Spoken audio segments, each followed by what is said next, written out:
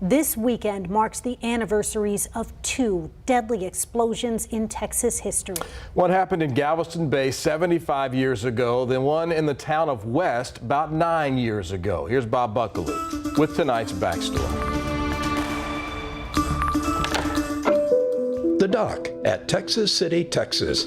Prosperous times on Galveston Bay in 1947. Nearby, a growing town of 16,000 where many of the men worked at chemical and petroleum plants that had sprouted up during World War II. A routine arrival of the French freighter Grand Camp in mid-April 1947 to take on a heavy load of ammonium nitrate fertilizer. But as longshoremen loaded the ship, someone smelled smoke. A small fire had broken out deep inside the Grand Camp.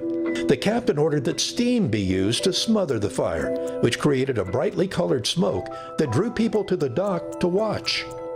Then the unimaginable.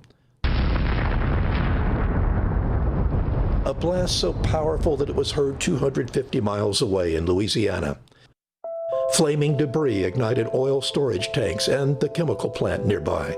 So many people died that day, most of them bystanders who had come to watch the fire. No one knows how many. It's estimated to have been 500 to 600 people, but no identifiable traces were ever found of the 100 or so people closest to the blast.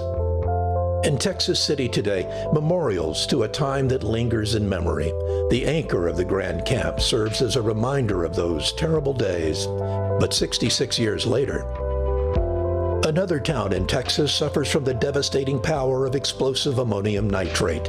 15 people died and hundreds were hurt when a fire inside the West Texas fertilizer plant near Waco ignited the chemical. Authorities determined that someone had deliberately started that fire at the plant, though no one has been arrested. Two cities in Texas that share a common bond from the tragic and devastating power of a chemical explosion. Bob Buckaloo, KVUE News. Powerful video there. Thank you, Bob.